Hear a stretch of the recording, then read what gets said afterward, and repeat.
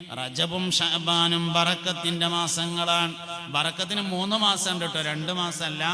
1 റജബാണ്, 2 ശഅബാനാണ്, 3 റമളാനാണ്. എല്ലാറ്റിനും 3 ഉണ്ടാവും. ഇഷ്കിന് 3 മാസമുണ്ട്.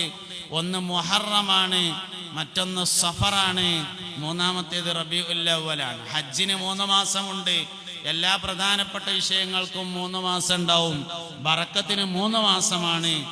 റജബുൻ അവ്വലു ശുഹൂരിൽ ബറക്ക, റജബ് മാസം ബറക്കത്തിന്റെ 1ാം മാസമാകുന്നു. ബറക്കത്തിന്റെ 2ാം മാസം ശഅബാനാണ്. ബറക്കത്തിന്റെ 3ാം മാസം റമളാനാകുന്നു. അപ്പൊ 2ാം മാസമായ ശഅബാനിലാണ് നമ്മളുള്ളത്. ഈ മാസത്തിന് വേറൊരു പ്രത്യേകതയുണ്ട്. സ്വലാത്തു ചൊല്ലാൻ നിർദ്ദേശിക്കുന്ന ആയത്തിറങ്ങിയത് ഈ മാസത്തിലാണ്. ഇന്നല്ലാഹ വ മലായികതഹു യുസല്ലൂന അലൻ നബിയ്യി യാ അയ്യുഹല്ലദീന ആമനൂ സ്വല്ലു അലൈഹി വസല്ലിമൂ തസ്ലീമാ എന്ന സ്വലാത്ത് ചൊല്ലാൻ പറയുന്ന ആയത്തിറങ്ങിയത് ശഅബാൻ മാസത്തിലാണ്.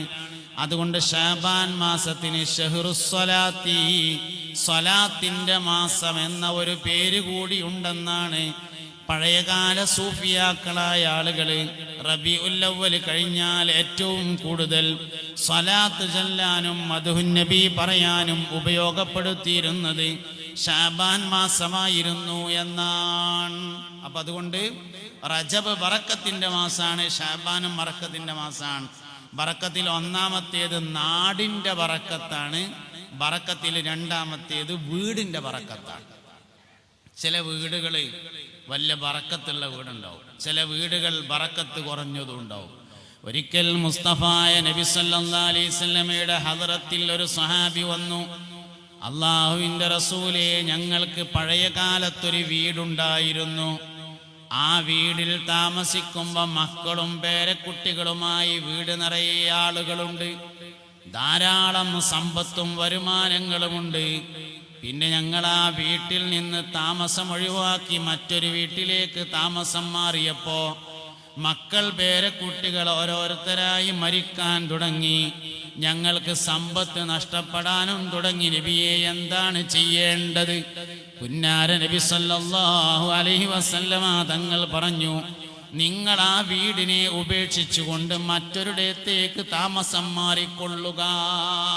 വീട്ടിൽ ബറക്കത്തില്ലാതെയായി എന്ന് മനസ്സിലാവാൻ 2 അടയാളങ്ങളാണുള്ളതെന്നാണ്. 1ാമത്തേത്, തുടരെയുള്ള മരണം ഒരു വീട്ടിൽ നടക്കുകയാണെങ്കിൽ ആ വീട്ടിൽ ബറക്കത്തില്ലെന്ന് മനസ്സിലാക്കാം. മരിക്കാത്ത മനുഷ്യന്മാരേതായാലും മരിക്കും, ജീവിച്ച ആൾക്കാരൊക്കെ മരിക്കും. മരിക്കാതിരിക്കാൻ ഒരു വഴി മാത്രമേ ഉള്ളൂ, ജനിക്കാതിരിക്കുക എന്നത് മാത്രം എന്നാണ്. അപ്പൊ അതുകൊണ്ട് മരിക്കും. പക്ഷെ ഒരു വീട്ടിൽ എപ്പോഴും ആൾക്കാർ മരിക്കുകയാണെങ്കിലോ അതാ വീട്ടിൽ ബറക്കത്ത് നഷ്ടപ്പെട്ടു എന്നതിൻ്റെ അടയാളമാണ്. 20 വർഷം കഴിഞ്ഞാൽ വീടുകൾക്കൊക്കെ ചെറിയൊരു റിന്യൂവേഷൻ നടത്തണം എന്നാണ്.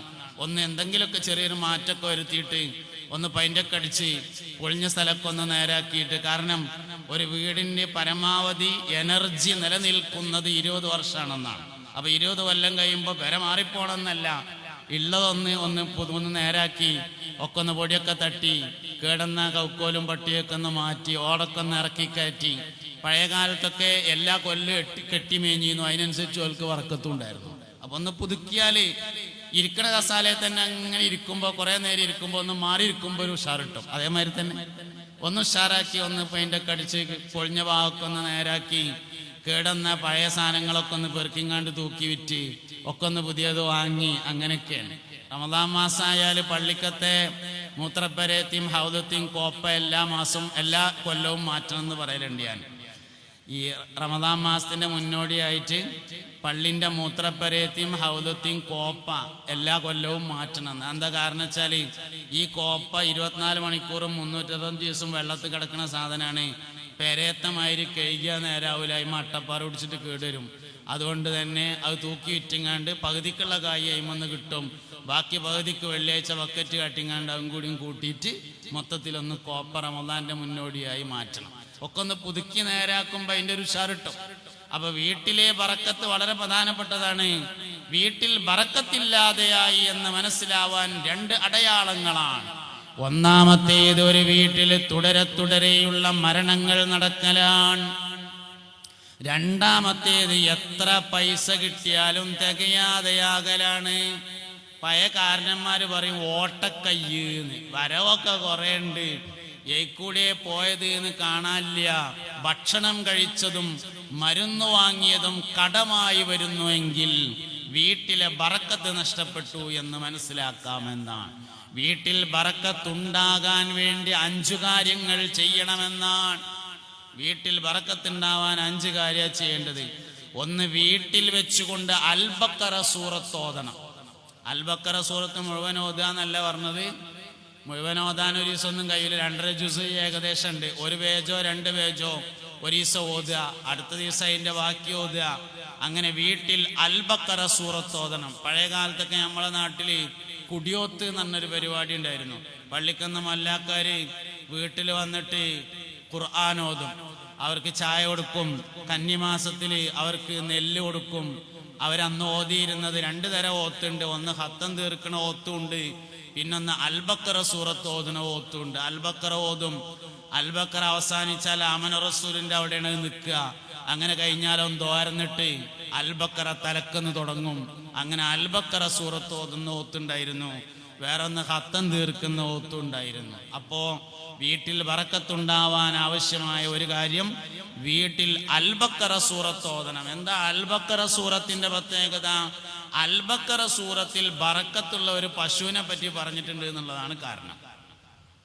അൽ-ബഖറ എന്ന് പറഞ്ഞാൽ പശു എന്നാണ് അർത്ഥം. സൂറത്തുൽ ബഖറ എന്ന് പറഞ്ഞാൽ പശു അധ്യായം എന്നാണ് അതിന്റെ അർത്ഥം.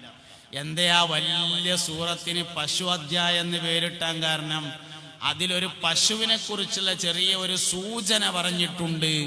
സയ്യിദുനാ മൂസ നബി അലൈഹി ഇസ്ലാമിന്റെയും കാലഘട്ടത്തിൽ ജീവിച്ച ഒരു വാപ്പ തൻ്റെ മകന് വേണ്ടി നോക്കി വളർത്തിയ ഒരു പശുവിനെ കാട്ടിൽ കൊണ്ടുപോയി വിട്ടാക്കുകയും മകന് പ്രായപൂർത്തിയായപ്പോൾ ആ പശു തിരിച്ചു വരികയും അങ്ങനെ ആ പശുവിനെ പിന്നീട് അറുക്കുകയും ഒക്കെ ചെയ്ത ഒരു താരീഖ്, വളരെ ചുരുങ്ങിയ ഒരു സൂചന അൽ-ബഖറ സൂറത്തിൽ പറഞ്ഞിട്ടുണ്ട് എന്നതുകൊണ്ടാണ് ആ സൂറത്തിന് സൂറത്തുൽ ബഖറ പശു അധ്യായം എന്ന് പേര് ലഭിക്കാൻ കാരണം.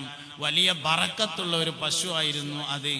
വാപ്പാനെയും ഉമ്മാനെയും നോക്കി മരിപ്പിച്ച കുട്ടിക്ക് നൽകിയ പശു എന്നതാണ് ആ പശുവിന്റെ ബറക്കത്തിന്റെ കാരണം എന്നൊക്കെ അവിടെ നമുക്ക് മനസ്സിലാക്കാൻ വേണ്ടി പറ്റും.